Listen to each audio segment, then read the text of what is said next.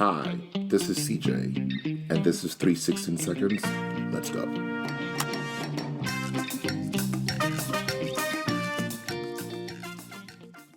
For those who know me, this will come as no surprise. One of my all-time favorite gospel ministers is Pastor Donnie McClurkin, and he sings a song that opens up by saying, "I know that faith is easy when everything is going well."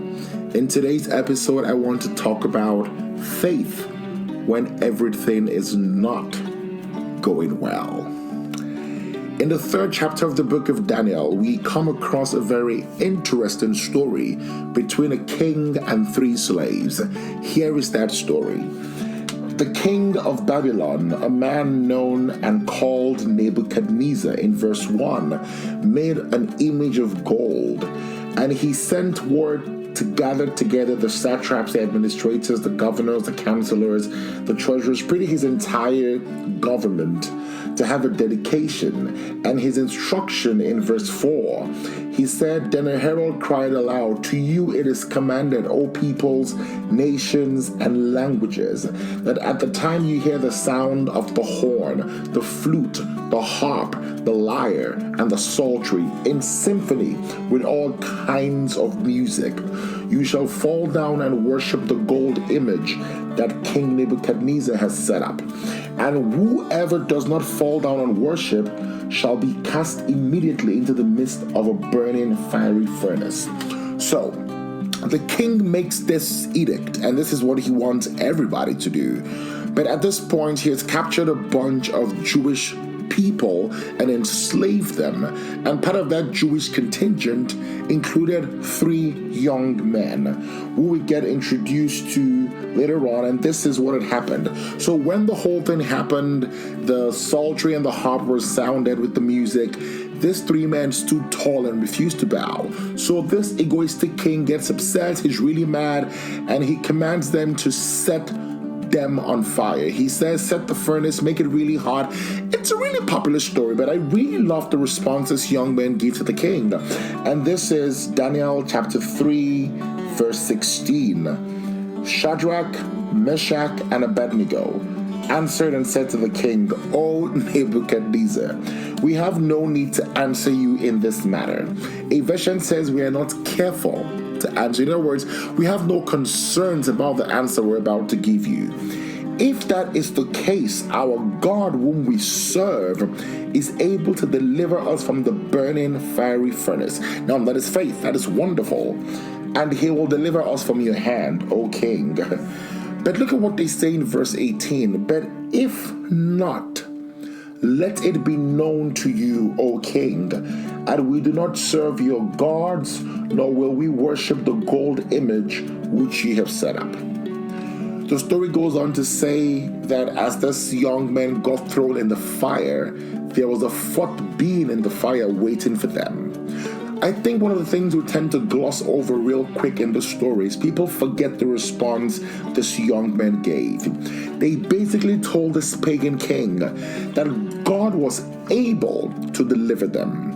But if for some reason he didn't deliver them, their confidence in him was not going to be shaken. Faith is in God, not necessarily in the outcomes of our prayer. I'll say it again.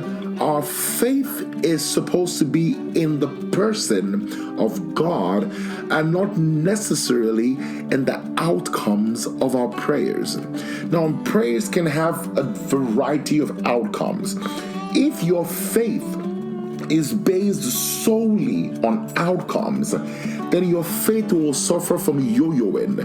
It's up today and it's down tomorrow, because outcomes tend to differ based on a series of variables.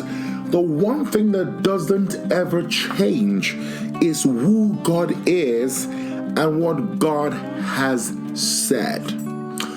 We're quick to run to the book of Hebrews chapter 11. It's the hallmark of the heroes of faith. And I know many oftentimes we read the first couple of verses, without faith it is impossible to please God, for he who comes to God must first of all believe that he is. Now, faith is the evidence of things not seen, substance of things hoped for by it the elders obtained a good testimony. All of this is scripture. But if you would allow yourself get to the bottom of this chapter, it reads this. And so this, after it talks about the people, let me back up a bit and start from verse 35. Women received their dead raised to life again. Others were tortured, not accepting deliverance, that they might obtain a better resurrection. Some others had trials of mockings and scourgings, yes, and of chains and imprisonment. They were stoned, they were sawn in two, were tempted, were slain with the sword. They wandered about in a sheepskin and goatskin, being destitute, afflicted, tormented, of whom the world was not worthy. They wandered in deserts and mountains, in dens and in caves of the earth. How can people who are holding on to faith have this testimony? You see, if your faith is predicated on everything being good, the devil is going to mess with your faith. That's why Jesus told Peter, Satan has made a request of you, but I pray that your faith will not fail you. In other words, your faith will not be based on things being okay or things being bad. Your faith will be in the person and in the promise of who God is. 39, Hebrews 11, and all these, having obtained a good testimony through faith, did not receive the promise.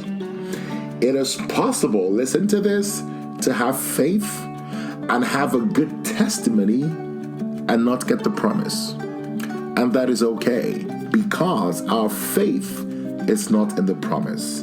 Our faith is in God.